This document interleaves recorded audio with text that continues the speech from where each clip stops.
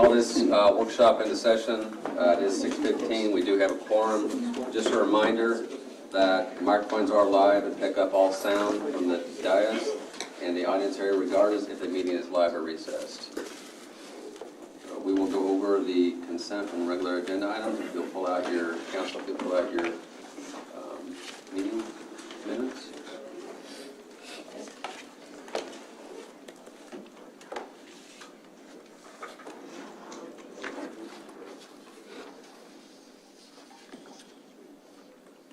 We have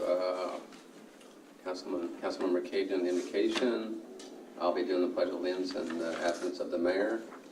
We have a proclamation, National Public Works Week. We have Ronnie's Council Canine's presentation. Pray for my husband. That daughter may have to come home with you. Item E, public hearing. Item 1, any comments, concerns? E2.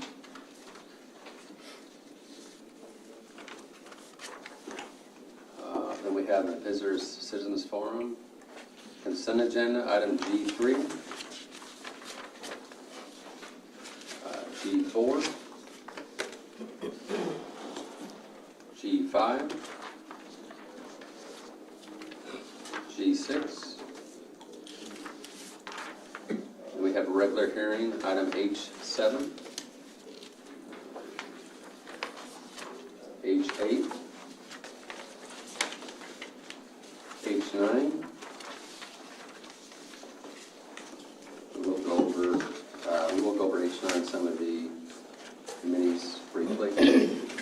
Yeah.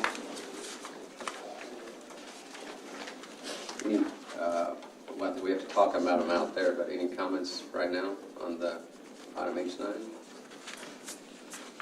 I guess when are we going to get the list of applications first? So after the committees, once you guys vote on the committees, Okay. we're going to get the package together for the specific committees and get those out to you guys next week. This came from the mayor's recommendations for these.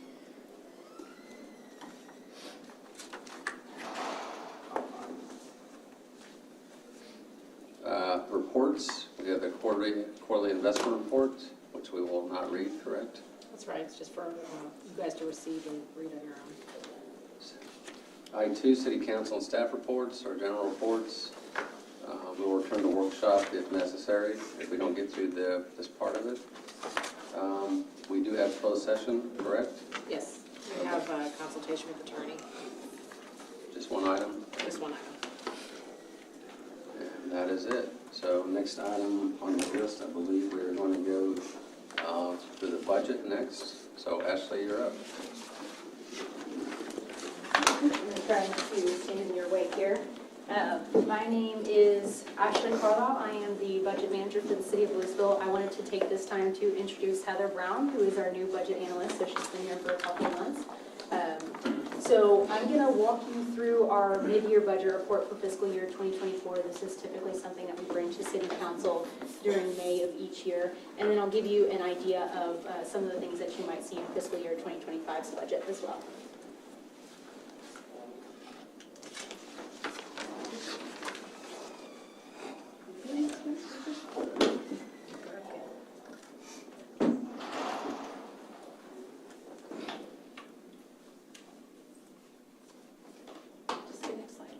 Sure. All right, slide. Okay. So next slide, please. This is what we're going to talk about. So I'm going to go over some of our larger revenue outlooks right now as compared to our adopted budget. We're going to talk about some position updates and then departmental budget updates as well. We will give you an update on our ARPA project allocations and then our ERP project update. That's our enterprise resource planning project that will replace our financial system and a couple of our human resources systems as well. And then lastly, I'll talk about the supplemental appropriations that are on your consent agenda for tonight. Next slide, please. So going straight into revenue outlooks, so this is for our general fund here.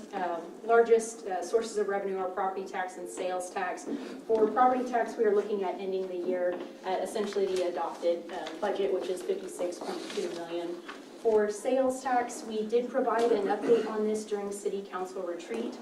Since then, we've received a little more information. We found out that our April sales tax allocation was 10.1% higher than April of last year, and our May allocation was 4% higher than May of last year as well. So we are expecting to end the year over $3 million over our adopted budget there. We do budget sales tax conservatively from year to year because it can be volatile, and we'll talk a little bit later about potential sales tax sourcing and how it may impact some of these other funds. And then all of the other revenues in the general fund are in that other revenues category. I'll talk about some of those in more detail in just a second, but overall for these categories, we're expecting to end the year about $1 million over that adopted budget. Next slide, please. So for general fund revenues, I wanted to talk a little bit about the individual revenue trends that we're seeing here. So for this slide and the next slide, we'll talk about some revenues that are trending up, and then I'll talk about a couple of revenue sources that are trending down as well. For franchise taxes, this is really a category of revenues. There's about 10 or 11 categories that make up our franchise taxes. We're projecting about a $210,000 increase, mostly related to our CoStar franchise fees, and then water and sewer as well. We are monitoring some other franchise taxes that may be decreasing as well. And then moving into our landfill host fees, we are seeing about a $290,000 increase. This is mostly related to the Allied Republic landfill that was recently reopened to receive construction debris, and the Farmers Branch landfill that is Camelot that is currently open for service. Waste management will be closing at some point in the future. We budget that revenue very conservatively. We've just seen it's taken a little bit longer than we originally anticipated, so we are still receiving some of those revenues. And then for park dedication, park development, and tree mitigation, this is based on projects that have already occurred to date, as well as projects that we know are in process. For those three categories, we're expecting overall to see an increase of about $70,000. Next slide, please. For court fines, we are seeing a sharp increase here, and this is directly related to citations that are being filed with the court. To put this into perspective, for fiscal year 24 to date, we have already had more citations filed with the court than last year in the entire fiscal year. So we are seeing increased revenues there, as well as our warrants and other fees, where we're projecting a $190,000 increase. And then for engineering inspection fees, I wanted to talk a little bit about this. So council may recall, this is one of the fees where we had to change how this was calculated for fiscal year 2024. In the past, this was based on construction cost due to state legislature. This was House Bill 3492, I believe. We had to transition this to be based on the hourly cost of the city to provide the service or the cost for a third party to administer it. So there's really two factors that could play into this. One could be the formula change, could be leading to this increase here, but also it could just be to projects that are currently occurring in this fiscal year. So as we move into the fiscal year 2025 budget, we will really isolate that. That way we can determine how much of this is due to that formula change. Next slide. So then I also wanted to talk about some general fund revenues that are trending down as well. For our LISD School Resource Officer program, we are showing about a $238,000 decrease, but what this is an adjustment to how the Rover program is administered. So the Rover program was implemented with the fiscal year 2023 budget, so it's a fairly new program. Instead of that reimbursement coming into the city as a revenue per se, it's now coming into the city as a reimbursement for our overtime expenses. So it is going to that overtime account. So this is just an adjustment in terms of how that program is administered. And then for building permits, we're projecting about a $368,000 decrease. This is one of the items that we talked about during City Council retreat. But since retreat, our neighborhood and inspection services team, along with some other departments, have identified potential projects that could occur in fiscal year 2024. However, we are keeping our revised estimate conservative just to be on the safe side here. And then for our mixed beverage tax, this is the city's portion of the state tax that's imposed when mixed beverages are consumed on site. So restaurants, bars, things like that. We're showing about a $76,000 decrease here. This is not something that's of too much concern to us. It's really most of our revenues are trending up, and I wanted to make sure I showed you our top 3 revenues trending down. So that one's not something we're very concerned about. Next slide. Then moving into the hotel occupancy tax. So what you can see here is for our hot fund. I've got the the previous 5 fiscal years as well as our current fiscal year shown on the chart here. You've seen different iterations of this chart over the last few years. You can see the decrease in actuals in fiscal year 2020. That was due to the pandemic. And then moving into 2022, 2023, and now we have seen a rebound in these revenues. And you can see by the yellow bars indicated here, we intentionally budgeted those revenues low because of the volatility in this fund. So we wanted to make sure that we were very conservative here. Now that we see we have bounced back, we are narrowing that gap. And then we are still projecting to come in over budget for fiscal year 2024 by about 300,000. Next slide, please. For crime control, fire control, and 4B sales tax, we did talk a little bit about these funds during city council retreat. Depending on the outcome of sales tax sourcing, we could see impacts to these funds, but in terms of fiscal year 2024, we're expecting to see crime control and fire control in the year about $300,000 over the adopted budget. And then for the 4B sales tax fund, we are expecting about a $600,000 increase over the adopted budget. Next slide, please. For utility fund revenue projections, I show water sales and then sewer sales on this chart here. For water sales, this can be heavily dependent on weather. So if we have a rainier season, we might see less revenues, or if we have a hotter season, we could see increased revenues. We are projecting to end the year at about $32.6 million, but to put this into perspective for last year's actuals, we ended the year at about 34.2. So this is a little bit lower than that. But again, we do base our budget off of a normalized year here. And then for sewer services, we are essentially budgeting flat, so we think we're going to be bringing in the same amount of revenue that we budgeted, if not just barely underneath that. Next slide, please. Then for the drainage fund, so really what I wanted to demonstrate on this chart here is the last few years. You can see that increase in our budget. You can see the increase in our actuals. This is due to the rate increase that council adopted over the last few years. You can see we do have a trend of typically ending up higher than what we've budgeted. We anticipate that trend to continue for fiscal year 24. We anticipate coming in about $300,000 over the adopted budget here as well. Next slide. Okay, so now I wanted to shift gears a little bit and talk about some position updates and departmental budget updates. One of the changes that we made over the last few months was eliminating the sustainability manager position from the city manager's office. And at that time, we created the urban forester in the Parks and Recreation Department. So along with that change, we moved about $57,000 from the city manager's office budget for sustainability to the Parks and Recreation Department for that position, and then for some other programs like Roots for Wings. And this is just the amount that's needed for fiscal year 2024. So the budget that you will see for 2025 will include the full amount for that position in these programs. And then another change, thank you, Alice, was the backflow inspector position. This has been retitled to backflow compliance specialist, and it has moved from the Neighborhood and Inspection Services Department to Public Services. So now Public Services will be responsible for administering that program moving forward. And again, we moved about $45,000 from the NIS budget to Public Services to cover the remainder of fiscal year 2024. Fiscal year 2025 will show the full impact of that change. And then the accounting technician position, this is all within the finance department, so stayed within the department here, but the part-time accounting technician position became full-time, while the full-time accounting assistant position became part-time. So all of that stayed within the finance budget. So overall, we are not seeing a net change in our full-time position count at this point in time. We will talk a little bit later about the city attorney's office. But in terms of updates that have already been made, we remain at the same account. And then for non-departmental, we have moved funding out to various departments that you see listed here for our final part-time compensation study results. For the general fund, this meant about $250,000 that was distributed out to various departments that are mostly funded from the general fund.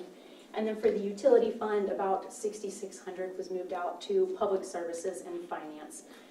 One thing I wanted to note here is that all of those changes occurred within the existing adopted budget authority that council approved. So we were just able to move it from non-departmental to these respective departments. Next slide. Okay, and then I also wanted to provide an update on our ARPA program. So this is the American Rescue Plan Act. As a reminder, we received these revenues due to the COVID-19 pandemic. They can only be used for certain things. So if it is to supplant revenue loss related to the pandemic, or for construction in areas that were disproportionately impacted due to the pandemic, that's what we are able to use these funds on. I know there's a lot of information on this slide here, but the important thing that I wanted to get across is that we have to have all of these funds encumbered, essentially on a purchase order, by December 31st of this calendar year. And then by December 31st of 2026, all of that has to be spent. So really the most important information are these three columns over here. So between what we have already spent and what we have encumbered, it's about 90% of our allocation. So we have about 10% that still needs to be allocated. Most of that is the $1.8 million for West College Street, and then there is $122,000 for Ace Lane. That will go to bid in June and July of this year. Most of the remaining funding will be for Glory Park, and then as we find savings available in some of these other allocations, we are able to shift that funding to projects that we know are ARPA eligible, so that we're able to get all of these funds encumbered by our deadline. Next slide. I also wanted to provide a project update on our ERP process. So as a reminder, council funded a little over $2 million in one-time implementation costs for our fiscal year 2024 budget. And you also funded $250,000 in ongoing costs. Since this has been funded, we have worked with our implementation consultant to conduct a 4-day workshop with probably about 20 to 30 staff. So right now we are working through mapping our process requirements, and our ITS department has identified out of other agencies that have implemented a similar software, we anticipate needing about $2 to $3 million more in terms of implementation costs, and then possibly an additional $200,000 in ongoing costs. Next slide. I know it's shocking how much software can cost. Really, it becomes obsolete in 3 years, max. Which one? We've had our others longer than 3 years. Which one did we go with? We Well, haven't gone made a yet. selection. Oh, wow. That's correct. Yes, we're still moving forward. Right now, our timeline is hopefully to have a vendor selected by the end of this calendar year. So we're moving towards that quickly. But yes, we've got a timeline set up for that. Okay, so the last part of this presentation is just walking through the supplementals that are on tonight's consent agenda. The first one is for general fund. The majority of this supplemental is for park development, parkland dedication, and tree mitigation revenue. So for last year's budget, this is for fiscal year 2023, we received more revenues than what we budgeted. So we are asking council for the authority to spend that additional revenue to move that out to these applicable capital projects. And we've got the breakdown here by revenue source. And then the remaining $40,705 is for a full-time paralegal position within the city attorney's office. Currently, there's a part-time paralegal that will be retiring this fiscal year, so this will give that office the opportunity to cross-train with that paralegal before she leaves.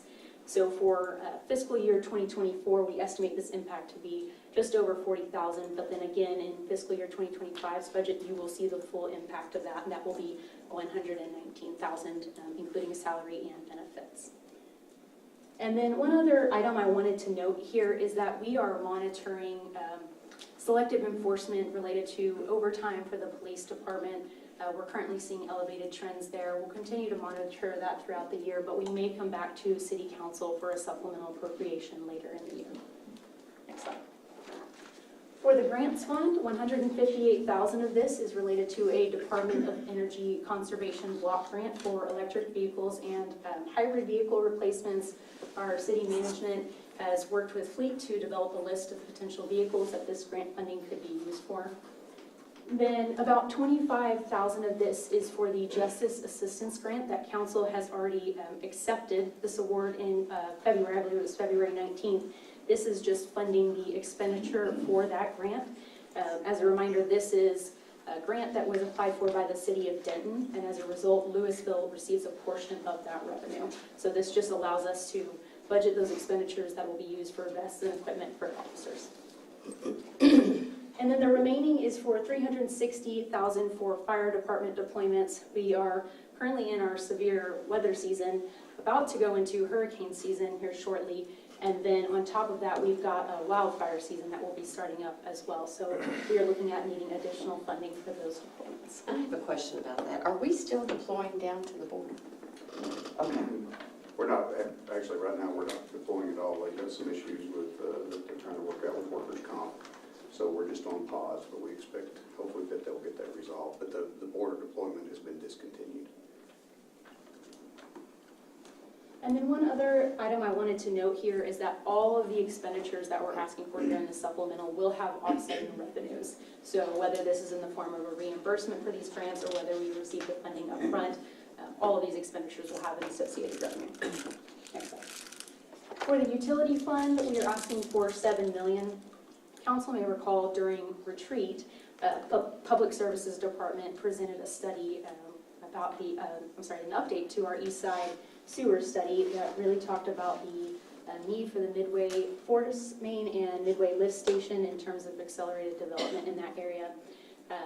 Originally, when we budgeted the 24 budget, we budgeted about $22 million in terms of cash and revenue bonds for utility infrastructure. Since this study update has been completed, now we estimate that to be about $29 million for this current fiscal year. We do have cash reserves available in our utility fund that will leave us with an ending fund balance of about $21.8 million. Next slide. For the risk fund, we are asking for about $287,000. This is due to a variety of factors here. We're seeing an increase in insurance premiums. We're seeing an increase in siren maintenance for our outdoor warning sirens. Workers' compensation claims, and then other liability claims as well. And then again, on this fund, I wanted to note that this is an internal service fund. So this is funded by charges to other departments. We have already brought the revenue into this fund, and there's enough revenue to support these increased expenditures here. For the 4B fund, we're asking for $736,000. The majority of that is related to a payment from the 4B fund to the debt service fund for outstanding debt obligations. This is our normal debt obligation that we anticipate every year. It's just a shifting of where we fund it from. And then the remaining amount, the $53,674, is for our part-time compensation study of results. So those results are a little more fluid as compared to our full-time results. So at any given time, our part-time positions can change. So this is just a correction to how those results came in. Next slide. Then for our other post-employment benefits fund, or our OPEB fund, $117,630 is needed as an adjustment that's necessary to support the total expected claims reimbursement for this year. This is provided via an actuarial estimate. We do have the funds available in the OPEB fund balance to address this. Next slide. And then lastly, for our TERS 3 fund, all of this amount will go towards a reimbursement to Bright Realty. Our incremental property tax revenues came in higher than anticipated, which in turn leads to a higher reimbursement to the developer. And just as a reminder, this payment does reduce the outstanding amount that is due to the developer as a part of this economic development agreement. And that is all I have for you this evening. I have a quick question. And usually I get on top of this, but I missed my window this time, so I don't know the finance. You can get back to me.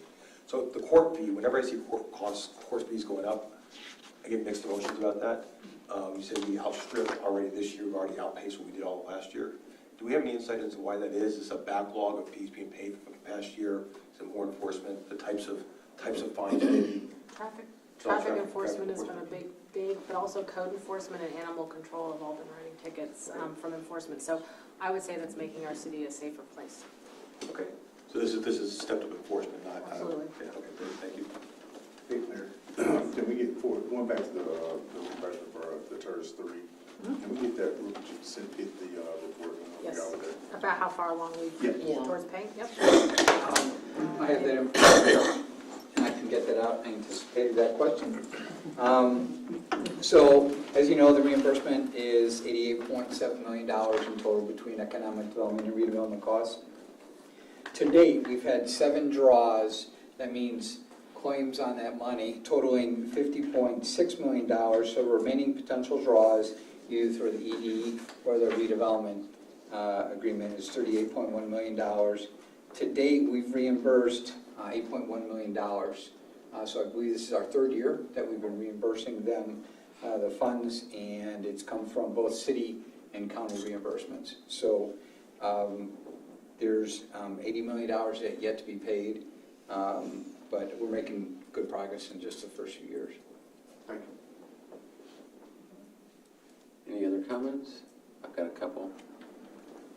Oh, are there any anticipated closing dates for Camelot or the Allied landfills? Yeah, so our public services team thinks it will still be a couple more years for waste management.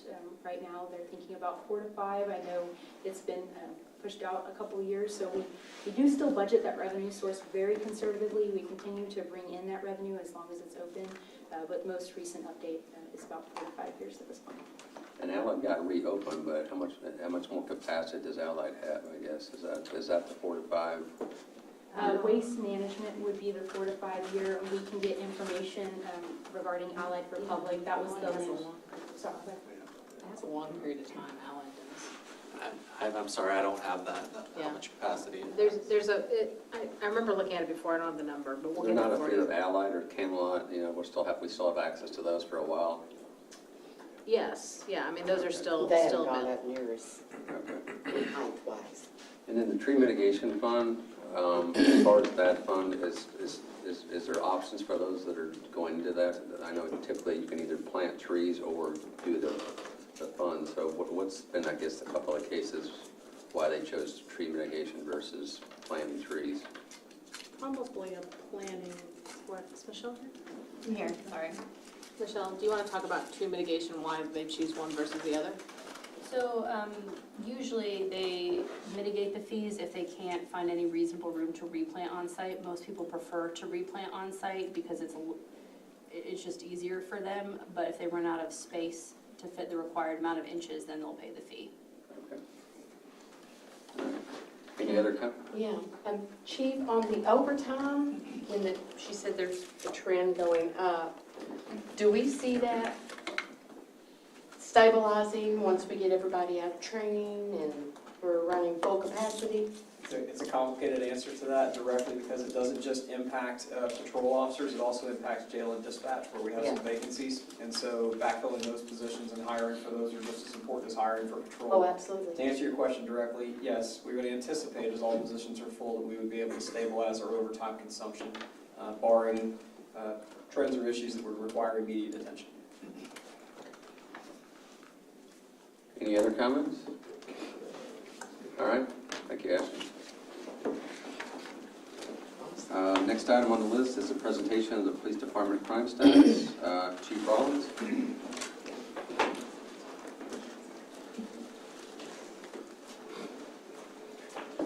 Okay. Are you running it? Yeah. Are you running it or am I running it? I'm running it. No, you're running it. Thanks, I appreciate you. Okay, Brooke Rollins, I'm your police chief here in Lewisville, and I wanted to take a few minutes just to chat with you about some crime statistics and some ideas that we have, or I have, for managing our crime statistics for the police department. So, next slide. When I sat down and had an opportunity to first start looking at this, I noticed a couple of challenges with our current crime statistics that we publish on our departmental webpage. And those, what I came to the conclusion of, these seem very antiquated, they seem a little old, they seem like they could be revised and updated, and they could actually become a little more actionable. And I found that our staff's not always been generally aware of what's happening with crime in the city and why we want to respond the way that we respond. And so if that's the case, then the public is probably not also able to review that crime data for themselves and make decisions about their neighborhoods or so forth. So one of the struggles that we're dealing with in this area is the fact that quick changes to the system are going to be locked up by our new RMS system. That system is coming online later in a month or two. We're confident that will be the case.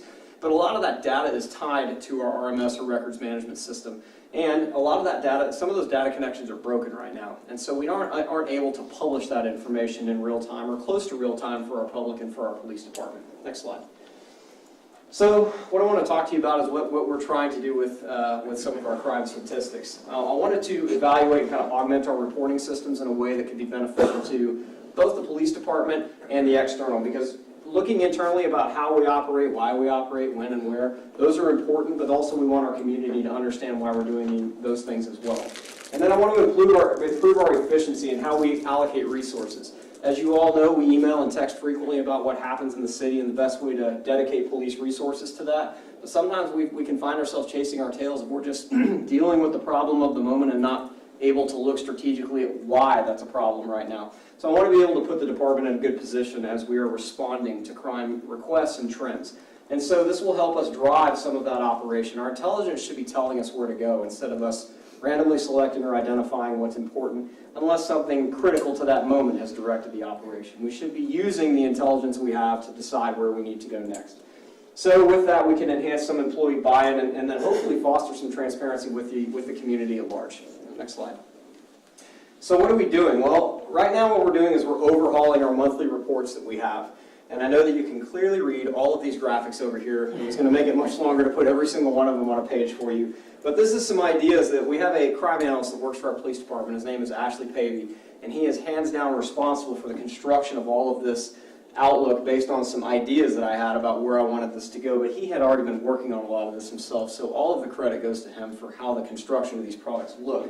What we're trying to do is come up with some new formats that give clear understanding of what the data we're analyzing is and what we intend to do with that data. This will give everybody some time frames and geographic markers that will help us make two decisions. Police departments should be focusing two ways. We should be looking strategically at how we operate. That is, we're looking long-term, what we have historically been doing and why we're in this position now. And we should also be looking tactically at the way we operate.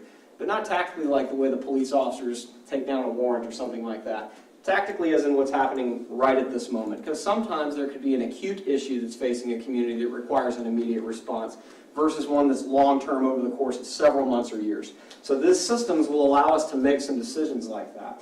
We will have rolling averages involved in these and also beat specificity. So we'll be able to zero in on some of these areas and look at crime trends in certain areas as to whether they're up or down, long-term or short-term, and how that impacts the police department. And just for some quick reference, we have new graphs that talk about not just our past month, but it talks about our past year, and then it talks about our past 5 years and how that data is changing. It color codes it so that our employees can read it and make a clear understanding of why that's important, or why that's trending up, or why that's trending down.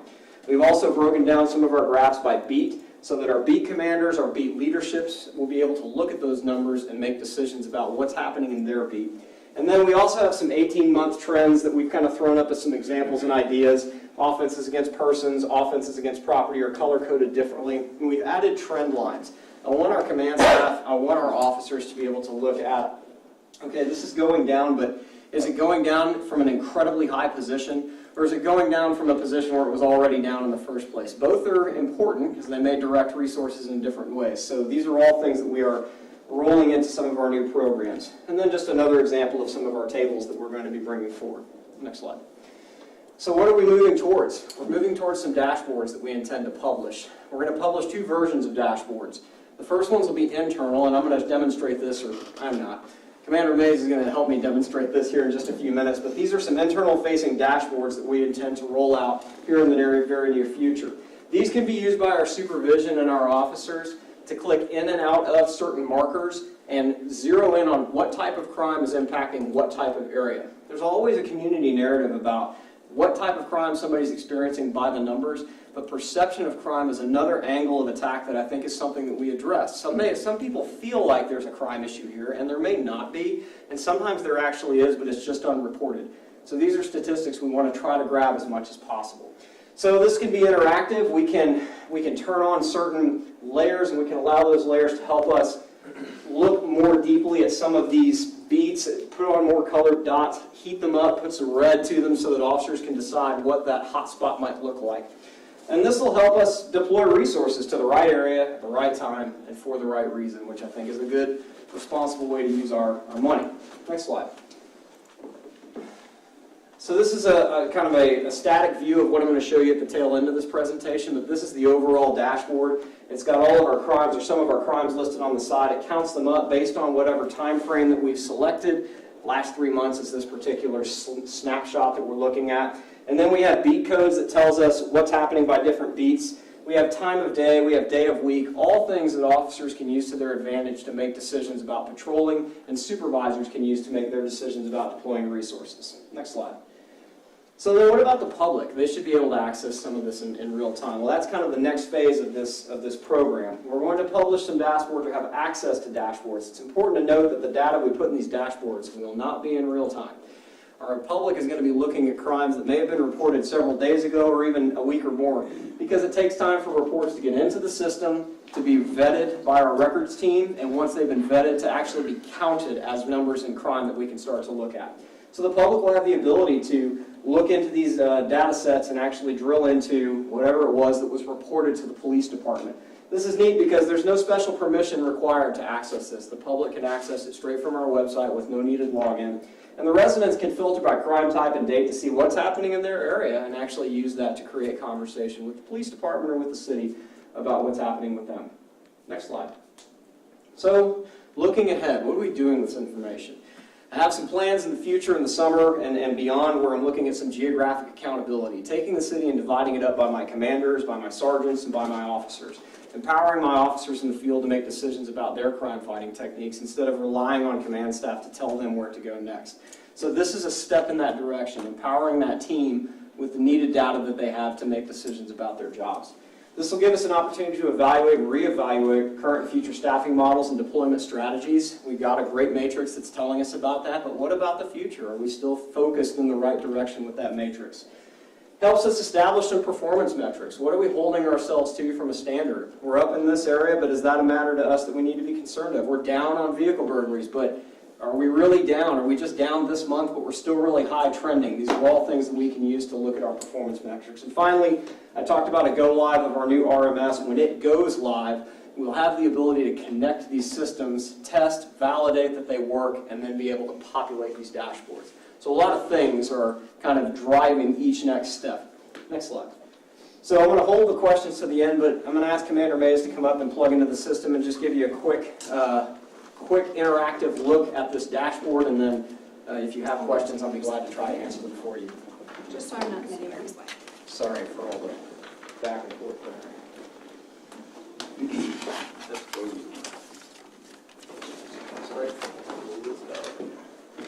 Okay. I'm okay. So this is just a quick look at a live dashboard that we actually can work right now with crime numbers. Now what's important to point out is this data does not represent all completed crime. This represents things that were reported to the police department. Some crimes can be reduced, charges can be dropped, charges can be added, crimes can be dismissed if there was no offense. This just represents what the police department responded to and took a report of. Okay? So we have all the different codes that we use that tell us what different types of offenses are out. This is actually how we talk in the office about 13As and 520s and what those offenses actually mean to us. But then we can actually separate it out by beats. So right now we have a queue to the last 3 months. Let's get into burglaries, Elizabeth, and show us something for the last year if you can find that for us. And if not, then you are welcome to go to robberies. I sure can. Burglaries are 220. Burglaries are 220s. So now we can look over we can have our team look at the last 3 months of burglaries. Just in this last 3 months, we see a collection of dots right here. I'm not going to click on the dots right now, and the reason is because it'll actually bring up victim information that our department can use. So in lieu of publishing that here, I'll just tell you that that gives us some granular access that we can go into and actually review. And these are things that behind the firewall with login credentials and CGIS access, people can access and look at from the city side.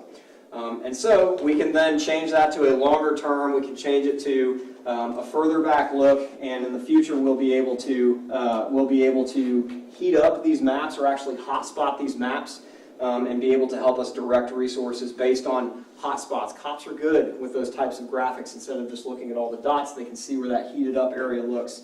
That would allow us to make some decisions from there, if you're able to, on short notice here.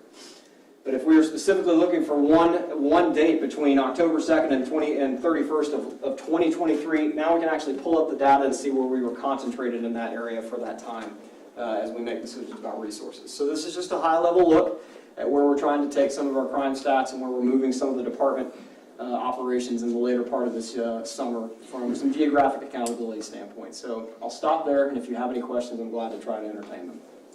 I love everything about this. I'm a data junkie, and I love this stuff. You know, we just had an example of this today now, not serious crime, but speeding crime, and you would be able to come back within a couple hours and saying, oh, we actually had 200 hours of patrol time along that road. It goes a long way for public credibility. I am interested to hear, maybe not now, but at a future point, when I think about crime, that's not a police issue. That's a parks issue, that's a council issue, that's a neighborhood services issue. It's preventing the crime before it gets a chance to take hold. I'd love to see how we use this data to move the prevention upstream, partner with the other departments in the city. It'd be great. Yeah, and just recently in a couple of directors' meetings before, we had a conversation about this. We actually worked with Parks about providing some added resources to some of their facilities over the summer when kiddos are out of school. So we do that pretty regularly, but yes, I agree. There's an opportunity for that. I'm the same way. I like everything about this data, and the fact that the public's going to get some of this stuff, to me, is just, I mean, hopefully will quiet some of this stuff that's going on right now. So just I love this data. Thanks, and it'll be on us to really couch the discussion. These are not fully reported Texas DPS and FBI crime numbers. This is just intake information that came to the PD. Not every one of them was finished and completed, but this is what we recorded. So If you can't measure it, you can't manage it. correct. So let's find the problems and we'll go through them. If we see something ugly to start off with, that's okay. That informs us what to do. Yes, sir. We'll find a plan around that. I like it. So the public-facing portion of this is gonna look just like this, is that right? It'll look similar. They will have probably a little more user-friendly ability to go through and just click broader terms of dates and types of crimes and so forth, and then it'll put icons on those types of crimes. It will give them block number usage, so not specific addresses, so they can't zero in on a neighbor's home. It'll take out screened information that we may not want to publish, that we may be required by law not to publish on these types of crimes, like sexual assault victims and things to that nature. So some things will be screened out of view, and we'll do the best that we can to make those known in data statements. Okay, and when will that be ready to go live? So we're looking towards the end of the summer, first part of the fall. And the reason is just so we can connect our new RMS systems test functionality. It's not going to be an instantaneous, it all works right away. We have to kind of process these things on, test them and validate them, and then be able to publish them out. So we publish good information. I think I'm fully supportive of taking our time and getting it right, so I'm good with that. Yes. All right, we've got about 3 minutes left. Any more comments? Appreciate you. Thank you. Very good. We will adjourn the workshop and go into regular session at 7 o'clock.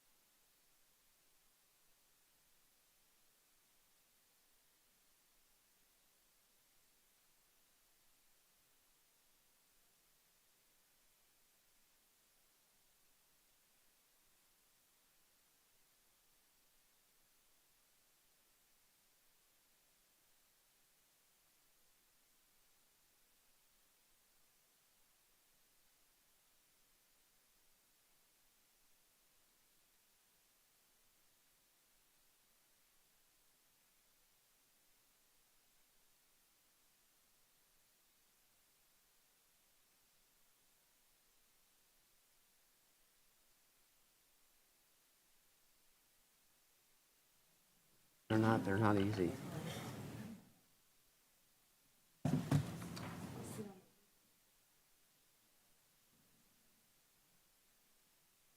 Good to go.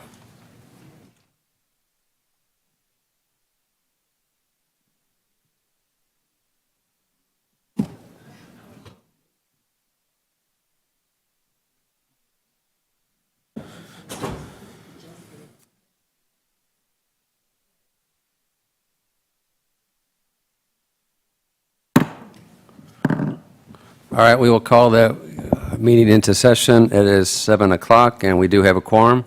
Things may look a little different tonight. The mayor is out, so in the cases of that, the mayor pro tem runs the meeting, so I will be running the meeting tonight. First up, we have the invocation, Councilmember Cade, and then I will be doing the American and Texas flags. Please join me in prayer. Father, guide us and give us discernment in all things that come before us tonight. Surround us with your wisdom. Let us stand in your strength and place a hedge of protection over our staff, our city, and our citizens. Amen. Amen. Amen. I pledge allegiance to the flag of the United States of America and to the republic for which it stands, one nation under God, indivisible, with liberty and justice for all. Under the Texas flag, I pledge allegiance to thee, Texas, one state, under God, one indivisible. Next up, we have a proclamation declaring the week of May 19th to the 25th as National Public Works Week.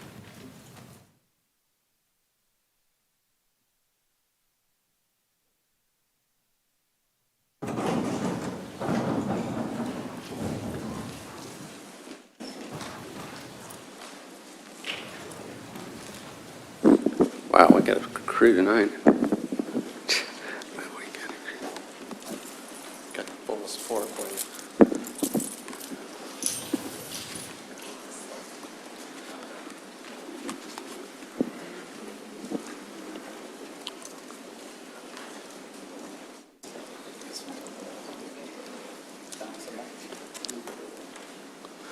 All right, I get to do the whereases tonight.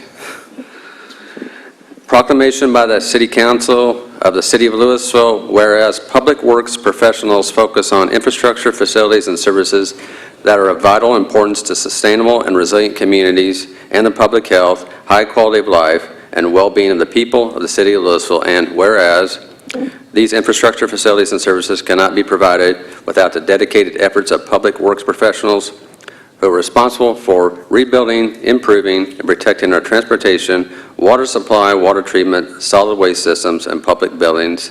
And whereas the support of satisfied and informed residents is vital to the professional operation of public works and essential programs such as environmental services, streets and storm drainage, traffic, fleet, utilities, and facility operations.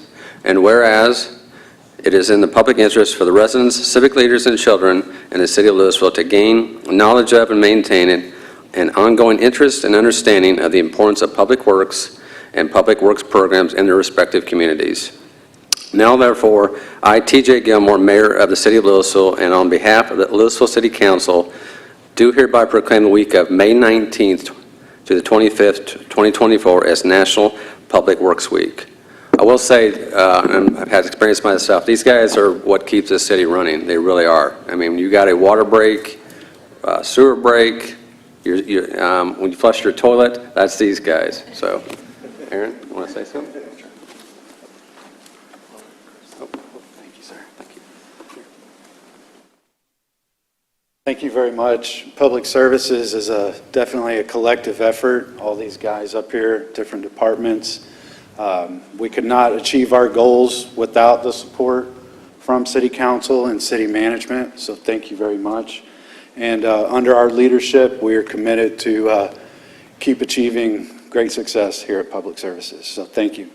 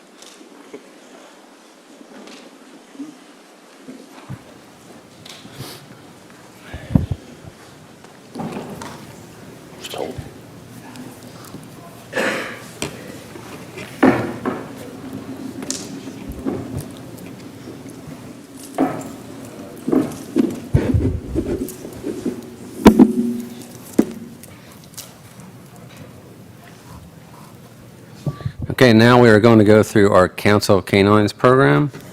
The Jean Carey Animal Shelter and Adoption Center is currently at capacity for large dogs. A city council member will highlight a large dog for adoption. The adoption fee for this pet has been waived, and all adoptions come with sterilization, microchip, rabies vaccination, and 1-year city registration. The Jean Carey Animal Shelter and Adoption Center is located at 995 East Valley Ridge Road. Adoption Center hours are Tuesdays from 12 to 7, Wednesdays through Friday from 10 to 5, and Saturday from 12 to 5. I believe we have a video with Councilmember Ronnie Cade. And no, Ronnie, you cannot keep the dog.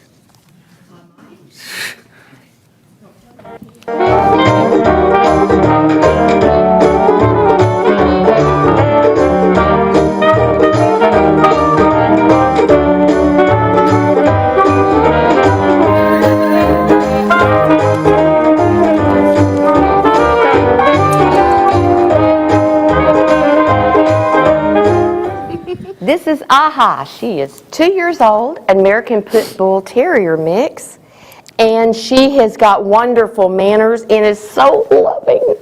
She likes her treats, but certain ones, and she loves to fetch. She needs a forever home, but I might have to give her one today.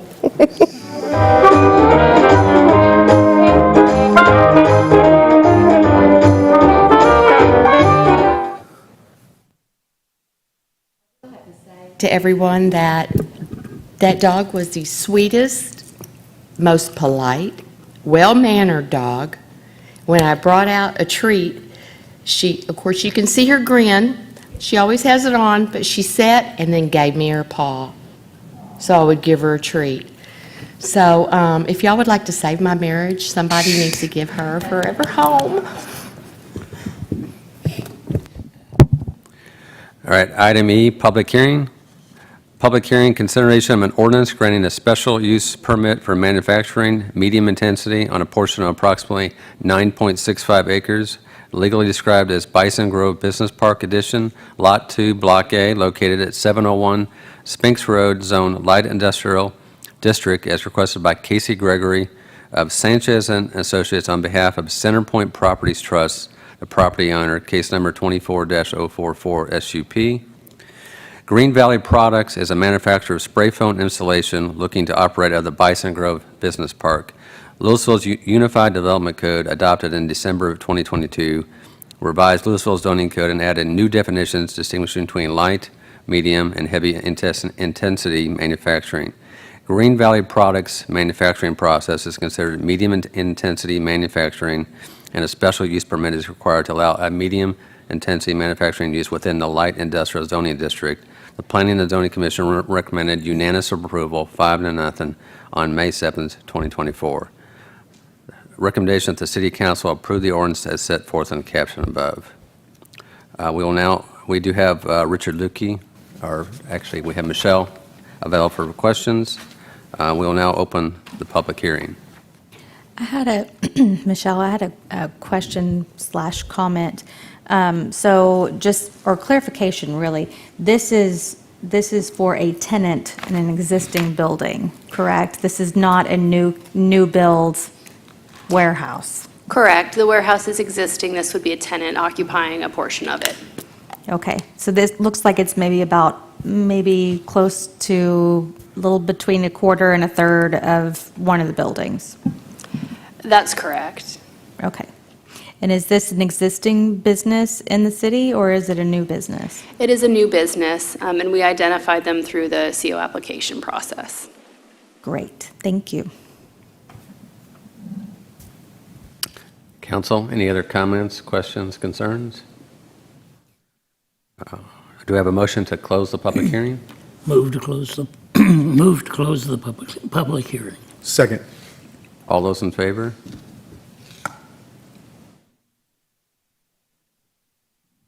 Oh. 6-0. Do we have a motion to approve the ordinance?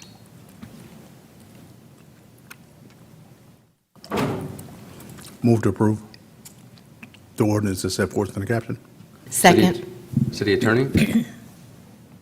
This is an ordinance of the Lewisville City Council amending the zoning ordinance by granting a special use permit for manufacturing medium intensity on a portion of approximately 9.65 acres legally described as Bison Grove Business Park Addition, Lot 2, Block A, located at 701 Spinks Road in Zone Light Industrial District, providing for a repealer, severability, penalty, and an effective date, and declaring an emergency. Council, will you please vote? 6-0. Motion passes. Item 2, public hearing, consideration of an ordinance granting a special use permit for automotive repair minor on a portion of approximately 7.662 acres, legally described as Lot 5R, Block A, Crossroads Center, North Addition, located at 2601 East State Highway 121, Suite 206, Zone Light Industrial District, as requested by Jason Burrell, Masterpiece Printing, on behalf of RLS Realty LLC, the property owner, case number 24033 SUP. Lakeside at 121 is an office warehouse development that is being built to house service contractors and similar uses. Currently, 4 of the 5 proposed buildings have been built in the first phase of the project. Masterpiece Printing is a company that prints and sells vinyl on automobiles and operates out of an 1,812 square foot tenant space within Lakeside at 121. They are seeking a special use permit to allow the on-site application of vinyl on automobiles. The SUP regulations adopted in 2013 required an SUP with all auto repair minor businesses. The Planning and Zoning Commission recommended unanimous approval 6-0 on April 16, 2024. Recommendation that the City Council approve the ordinance as set forth in the caption above. We do have Michelle for questions. We will now open the public hearing. Michelle, I wanted to ask a similar question with this one. So this is, again, not a new build. This is a tenant space in an existing building. And I believe this one's also an existing business in the city that sounds like expanding their operation. Yeah, this is actually another new business, or relocation anyway. I'm not sure where his previous location was, if it was within Lewisville or a different city. But yes, it's within the prime office buildings that were already constructed and completed. And it would be a lease space within that suite, or he has a suite or a lease space within that building. Perfect, thank you. Along the same veins, this is entirely compatible with other things that are out there already. There's no impact to quality of life, any residential, anything like that. It's where it should be, is what I'm getting to. Correct, yes. We don't foresee, it's in an industrial kind of area, and based on his business model, he won't be having any vehicles stored outside or anything like that. Most of his work's actually done off-site, but occasionally he might bring 1 or 2 vehicles to the property to do the reps. Yeah, that's what I'm looking at the documents as well. It says no more than two vehicles out there, so we're not looking at 47 cars sitting littering a lot, so, all right. That is correct. All right, do we have any further comment? Can you please have a motion to close the public hearing? Motion to close the public hearing. Second. All vote. Passes 6-0. Also, can I have a motion to approve the ordinance?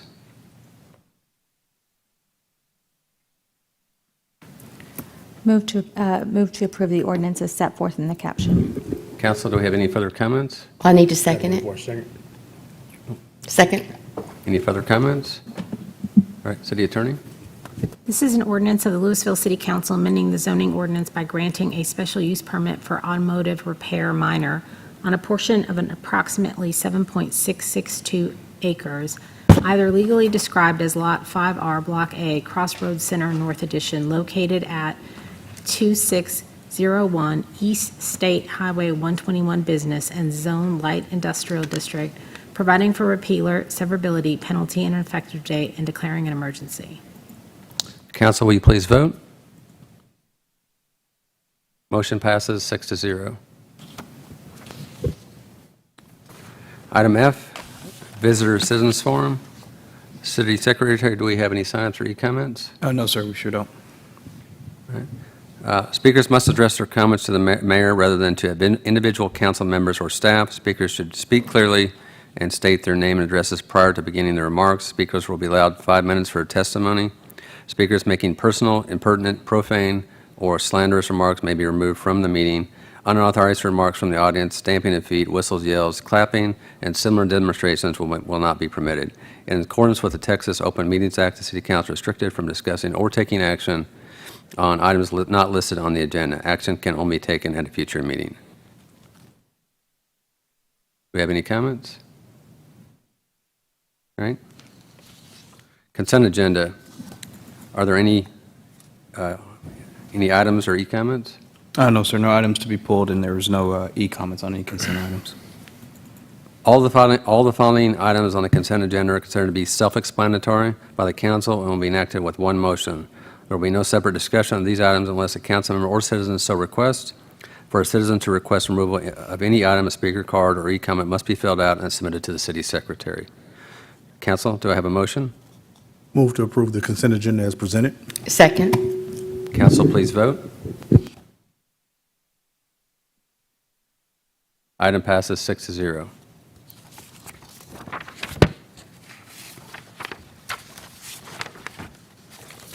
All right. Item H7, regular hearing. Consideration of 2 alternative standards related to screening and lighting for a proposed commercial building on a 3.29-acre lot legally described as Blake C. Bone Addition, Block A, Lot 2, located on the north side of Justin Road, FM 407, approximately 400 feet west of IH 35E, Zone Light Industrial District, as requested by Samuel Mortimer, Planning Agency, LLC, on behalf of Lewisville 407-35 Partnership, the property owner, case number 24022, alternate standard. Specs Family Partners Limited, Specs Wines, Spirits, and Finer Foods, a.k.a. Specs, received 4 alternative standards on March 4th, 2021 for a new retail building on the north side of Justin Road, FM 407. Since then, they have worked with Texas, New Mexico Power to locate a required transformer box and develop their photometric plan. They're requesting the following 2 additional alternative standards. A, to allow a transformer box to be screened with an alternative method as shown on the exhibits, and B, to allow 2 areas where the minimum lighting level be below 0.5-foot candles. The Planning and Zoning Commission recommended unanimous approval 5-0 on May 7th, 2024. Recommendation that the City Council approve the 2 alternative standards as set forth in the caption above. Michelle is available for questions. Do we have any questions? I had a quick question. I got a little confused about where the transformer is it going to be up against the street, or is it in the back? It's on what is considered the primary pedestrian path, so it's not the public street. It's the area where there will be the shared drive going to the north that goes up towards what was the putt-putt and go-kart track, and will hopefully continue going north to new development in the future.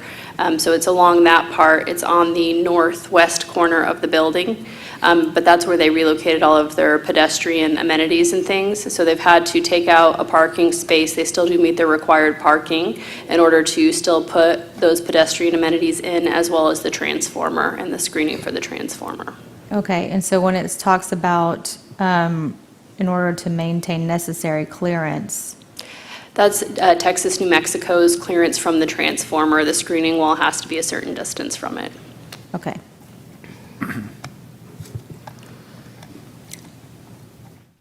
I move to approve the 2 alternative standards as set forth in the caption. Second. Council, please vote. Item passes 6-0. Item H8, consideration of an alternative standard associated with landscaping standards for a restaurant on 4.47 acres legally described as Valley Squares, Lot 3 and 4 and 5, Block A, located on the south side of West Main Street, approximately 600 feet west of Edmonds Lane at 724 West Main Street, Zone General Business District, as requested by Pollo Padilla, ID Studio 4, on behalf of Dave's Hot Chicken on property lease, Lessee 24045, alternate standard. Dave's Hot Chicken is a new restaurant opening an existing suite at 724 West Main Street. The proposed facade changes trigger landscaping enhancements meeting the IH 35E core subdistrict overlay. They're requesting an alternative standard to allow a new landscape island containing shrubs and one canopy tree, along with 2 canopy trees with an existing island area in lieu of the required canopy trees every 40 feet on center along the street frontage. The Planning and Zoning Commission recommend unanimous approval 5-0 on May 7th, 2024. Recommendation that the City Council approve the alternative standard as set forth in the caption above. And Michelle is available for questions. Any comments? Council, do I have a motion? Motion to approve the alternative standards as set forth in the caption. Council, please vote.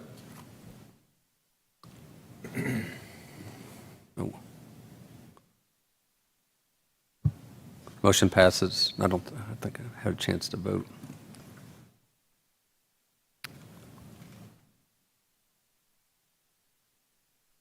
Okay. There it goes. Item passes 6-0. No.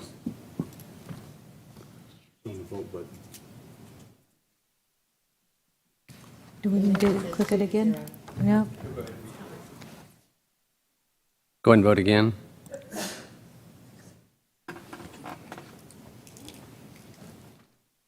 Okay, motion passes 6-0.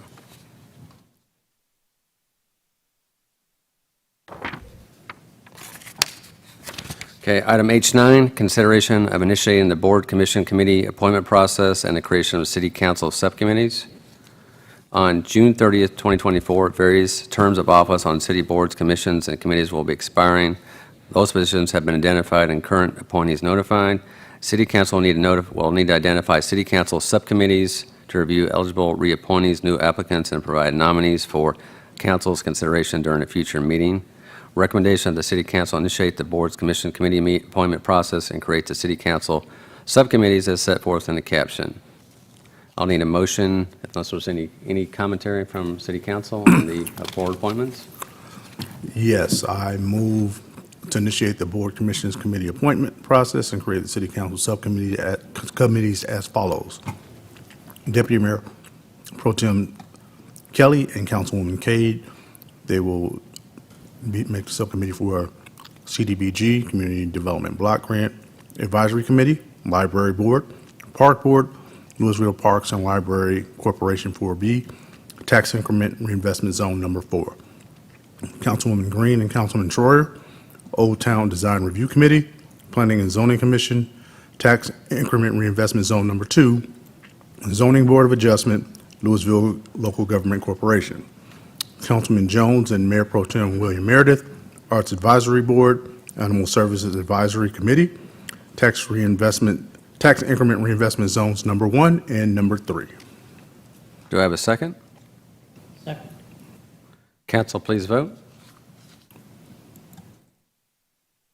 Passes 6-0. Reports. Reports about items of community interest regarding which no action will be taken. We have the quarterly investment report from January 1 to March 31st, 2024. Dave, do we have any comment on that? Okay. City Council and staff reports. Bob, can we start with you?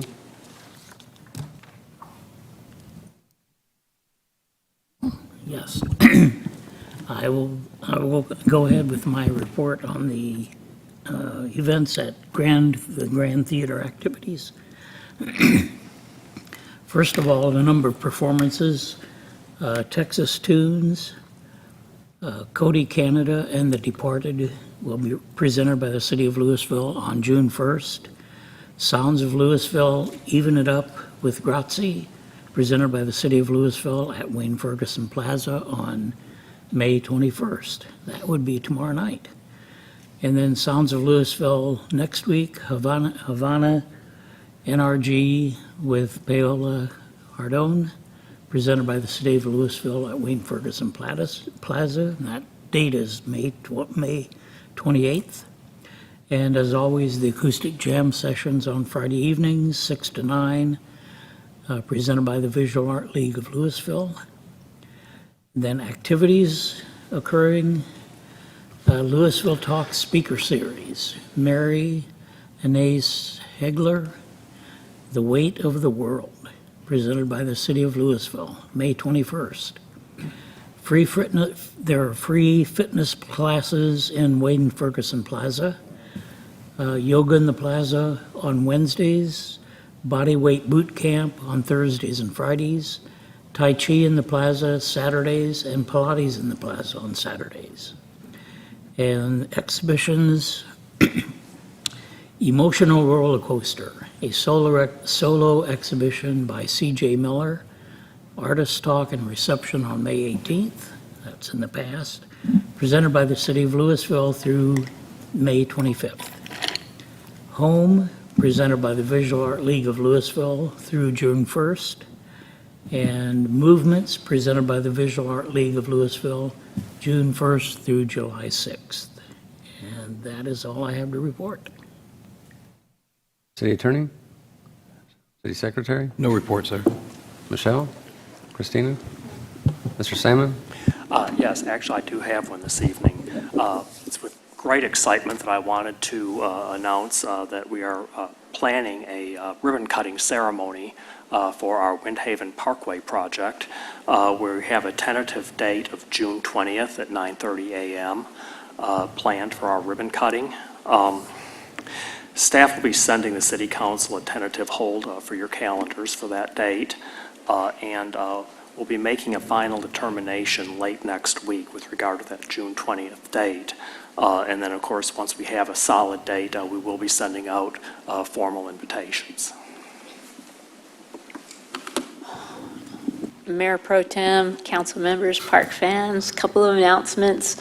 One, just a reminder that the Sun Valley Aquatic Center will open on June 2nd from 2 to 6 p.m. And then the summer schedule is going to be June 2nd through August 11, Monday through Fridays, 12 to 7 p.m., with Wednesdays will be closed for maintenance and in-service training with our team members. Saturdays will be 1 to 6 and Sundays 2 to 6, and then we'll go to a weekend-only schedule starting August 12th as the kiddos head back to school. Current status on our lifeguards, we have 20 hired, trained, ready to go, but for a frame of reference, we need 40 to 50 to comfortably make it through a swim season without having additional closures. So we'll be having another hiring fair at Thrive Tuesday, May 28th through 1 to 5, trying to fill some of those positions. We have a few more in the pipeline going through hiring and training, but we really do need to get up to 40 to feel comfortable with that. We've opened up the Old Town Splash Park. It's open 7 days a week, so that we've at least have an experience there. And then we also have the Thrive Pool open, but we're trying desperately to get enough lifeguards to keep Sun Valley open all summer long. Another reminder will be with the anticipated 1.5 inches of rain that we've got coming over the weekend, or over the rest of the week, it is highly likely that the boat ramps and courtesy docks at Lake Park will remain closed through the Memorial Day weekend. So anybody who's looking to hit the water over the weekend with a boat or a jet ski needs to not come to Lake Park, because we have limited access throughout the park, and so it'll be a little bit of a crunch. And another reminder is to mention that there is no glass allowed in the park. So if you are bringing beverages, preferably non-alcoholic, to keep the glass at home. Shante? I do have one thing, just happy to report that the lake is 100% full still. More, 100 or more than 100? Well, it's almost 3 feet above 100%. Mr. Erb? No report, thank you. Ms. McGrath? Chief? Aaron? No. Ted? I just got a text from Councilwoman Kate's husband that said, you're more than welcome to take that dog home. He said, you can stop by the shelter tonight, so yeah, go ahead and pick him up. So they says they'll open up for you. I got that too. Well, you'll have another opportunity on Saturday at the Barks and Brews social gathering over at the Drunken Donkey on Round Grove Road from 1 to 4. That will be held by the Lewisville Animal Services Department, and maybe some of our dogs are going to be at the event as well, and maybe Councilwoman Cade can take one home. Just that one, just AHA, okay.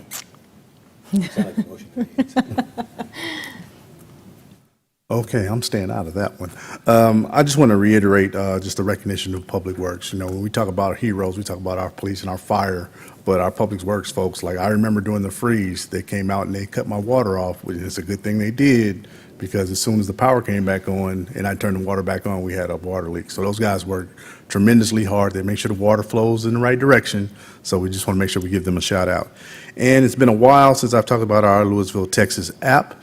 If you have any complaints or anything that you see that needs to be corrected, you can use the app. It's on the, you can find it on the Apple Store or the Google Play Store.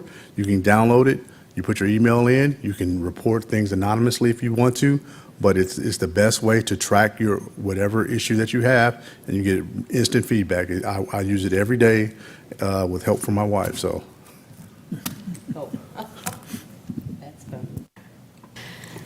I would just like to recognize our Boy Scout troop back there. Would y'all like to stand up?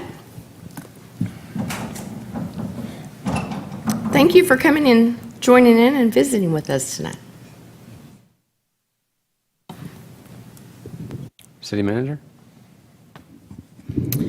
I just wanted to wish luck to our economic development team, who is currently in -1, is in Las Vegas at the, what is it called? The International Council of Shopping Centers event, which is basically where a bunch of cities send their economic development team and their mayors to go vie for the top names in retail, entertainment, experience, those types of things, so that we can bring back some big fishes home, so. All right, James has still got me busy doing library activities of the week. De-Stress Fest for teens, age 13-18, Tuesday, May 21st, and Wednesday, May 22nd, 4 to 6 p.m. at the Bennett Program Room. No registration is required. And Backyard Birding for adults, May 21st, 6:30 to 7:30 at the Crawford Meeting Room.